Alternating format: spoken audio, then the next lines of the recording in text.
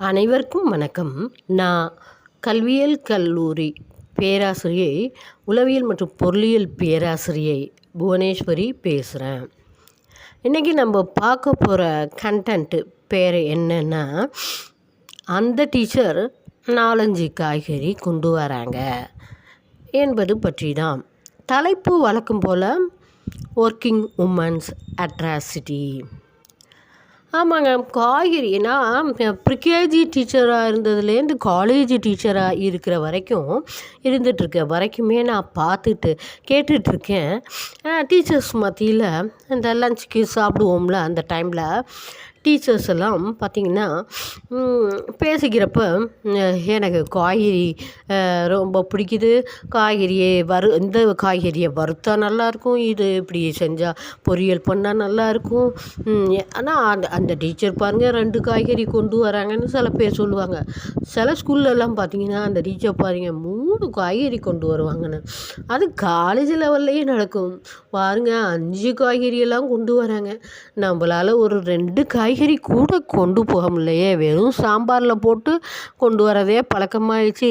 நானும் ட்ரை பண்ணுறேன், அது எப்படியோ டைம் ஆகிடுச்சு, அவசரமாக கிளம்பி வர வேண்டியதாக இருக்குது அப்படின்னு சொல்லிட்டு காய்கறி மேலே அவ்வளோ பிரியமாக அவங்க விரும்புகிறாங்க. அந்த காய்கறியை சமைச்சு கொண்டு வரணுங்கிறதுல ஆசைப்படுறாங்க. ஆமாம், நம்மளும் ஒரு டீச்சர் சொல்லுவாங்க, எனக்கு காய்கறி சாப்பிடணும் போல் என் நாக்கு கேட்டுக்கிட்டே இருக்குது அப்படின்னு சொல்லுவாங்க. ஆமாங்க, அந்த காய்கறி அப்படி அதாவது நம்மளுக்கு டீச்சர்ஸ் ஒர்க் எனர்ஜி அன்னன்னைக்கு பான் ஆகிற ஒர்க்கு. ஏன்னா அவங்க 6-7 பீரியடெல்லாம் பாடம் நடத்துகிற துட்டு, அப்புறம் மறுநாள் இப்படியே தொடர்ந்து எடுத்துக்கிட்டே இருக்கிறதுனால எனர்ஜி பான் ஆகிட்டே இருக்கிறதுனால எனர்ஜியை ரீப்ரொடியூஸ் பண்ணுற சக்தி இந்த காய்கறியில் கிடைக்கும் போல். அதனால தான் அவங்க காய்கறி அதிகமாக விரும்புகிறதுக்கு காரணம். நம்மளே பார்த்துருப்போம், சின்ன பிள்ளையாக இருக்கும்போது சில குழந்தைகள் எலுமிச்சம்பழத்தை எடுத்து வாயில் பிழிஞ்சுக்கும். அப்புறம் சில குழந்தைகள் உப்பு எடுத்து சாப்பிட்றத பார்த்துருப்போம். சில பிள்ளைங்க ஒயிட் சுகர் எடுத்து வாயில் போட்டுக்குவாங்க. சில பேர் இந்த துவர்ப்பு நெல்லிக்காவாக எடுத்து அந்த மாதிரி துவர்ப்பு ஐட்டமாக சாப்பிடுவாங்க. சில பேர் புளியாங்காவை சாப்பிட்டுட்ருப்பாங்க, புளியை சாப்பிட்டுட்ருப்பாங்க. அப்போ இதுக்கெல்லாம் என்ன காரணம்னா, நம்மளுக்கு என்ன உடம்புக்கு வாண்டடோ அது நாக்கு மூலமாக நமது உடலானது வெளிப்படுத்துகிறது. ஸோ அந்த காய்கறியும் அப்படி தான் டீச்சர்ஸ்க்கெல்லாம் விரும்புகிறது காரணம் அவங்களுக்கு அது வாண்டடாக இருக்கிறதுனால தாங்க. ஆனால் இந்த காய்கறிகள் கொண்டு வரதில் சில பேர் நல்ல காய்கறியை சமைச்சு எடுத்துகிட்டு வராங்க, சில பேர்னால் அதுவும் முடியாத கனவாகவே இருக்குது. இப்போ ஏன் அப்படின்னா, இப்போ அவங்களோட பிரச்சனைகளை ஃபஸ்ட்டு பார்ப்போம் டீச்சர்ஸோட, அப்புறம் அதுக்கு சொல்யூஷன் சொல்லுவோம், தீர்வு சொல்லுவோம், வழிகாட்டல். ஒர்க்கிங் உமன்ஸ்க்கு 6 to 8 வழக்கம் போல் அந்த பீக் ஹவர்ஸில் அவங்களுக்கு பெரிய ஒரு பிரச்சனையாக இருக்குது சமைச்சிட்டு போகணுங்கிற ஒரு வேலை. அப்புறம் அந்த சமைக்கிறதுல வடிக்கிறது இன்னொரு வேலை. அதில் இன்னொரு பெரிய வேலை என்னென்னா காய்கறி நறுக்கிறது அப்படிங்கிறது. இந்த வேலையெல்லாம் கூட்டிகிட்டு அப்புறம் அவங்க குளிச்சு கிளம்பி எல்லாம் போகிறது, இதுக்கெல்லாம் டைமே அந்த 6 to 8ங்கிறது பத்தாது. இதுதான் அவங்களுக்கு ஏகப்பட்ட வேலைகள் இருக்கிறதுனால அவங்க என்னென்னா காய்கறியை அவங்க நினச்சபடி எடுத்துகிட்டு போக முடிகிறது இல்லை. அதுக்கு காரணம் என்னென்னா, சில பேர் முதல் நாள் காய்கறியை கட் பண்ணி ஃப்ரிட்ஜில் வச்சா அதோட சத்து எல்லாம் போயிடும்ட்டு என்ன பண்ணுவாங்கன்னா, அன்னைக்கு மறுநாள் தான் அதாவது சமைக்கிற அன்னைக்கு தான் அவங்க காலையில் தான் காய்கறியே வெட்டுறாங்க. சில பேர் என்ன பண்ணுறாங்கன்னா, காலையில் காய்கறியை இந்த கல்யாண வீட்டிலலாம் உட்காந்து அமர வெட்டுவாங்க பாருங்கள், அது மாதிரி பொறுமையாக வெட்டுறாங்க. அப்புறம் 8:30 ஆயிடுச்சுன்னா ஐயோ லேட் ஆகிட்டேன்னு சொல்லிட்டு அவசரமாக அதை சமைக்க போகிறாங்க.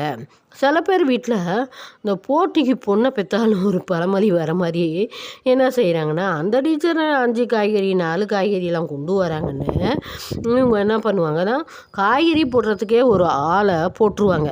நீங்கள் எக்ஸ்ட்ரா 2000 கொடுத்து அந்த கூட்டுற ஜாமான் வளர்க்குற வேலை எக்ஸ்ட்ரா 2000 கொடுத்து மொத்தம் 5000 கொடுத்து காய்கறி வெட்டுறதுக்கும் அவங்கள போட்டுட்டு அவங்களுக்கு அவ்வளோ சேல்ரி பணம் கொடுக்குறோமேங்கிறதுக்காக அந்த சம்பளத்துக்கு ஒர்த்தான வேலையை வாங்கணுன்னு அவங்களுக்கு காய்கறியாக கொடுத்து அறிய சொல்லுவாங்க. அவங்க பொறுமையாக அரிஞ்சு கொடுக்குறது வரைக்கும் வெயிட் பண்ணி ஒவ்வொரு காயாக சமைக்கிறதுக்குள்ளே உங்களுக்கு போதும் லேட்டாக ஆயிடுது.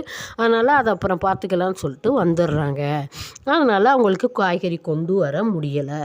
அப்போ இதுக்கு ஒரு வழிகாட்டல் என்ன அப்படின்னு பார்த்தா, இது என்னமோ இந்த காய்கறி வெட்டுறது சமைக்கிறதெல்லாம் இதெல்லாம் பழங்காலத்துலேருந்து இருக்கிறது தான். ஆனால் இன்றைக்கி வரைக்கும் இந்த பிரச்சனை ட்ரெண்டிங்கில் இருக்கே, அதனால தான் இதை நம்ம வச்சுருக்கோம்.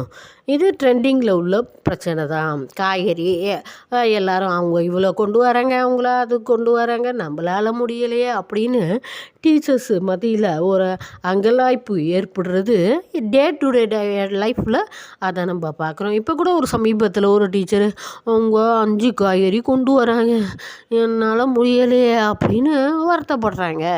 இதுக்கெல்லாம் ஒரு வழிகாட்டல் என்னென்னா, காலையில் முக்கால்வாசி பெண்கள் என்ன பண்ணுறாங்கன்னா, காலையில் தாங்க காய்கறியை வெட்டி சமைக்க மாட்டாங்க. முதல் நாளே காய்கறியை முக்கால்வாசி பெண்கள் என்னென்னா காய்கறியை வந்து காலையிலே வெட்டி வச்சுக்கிறாங்க.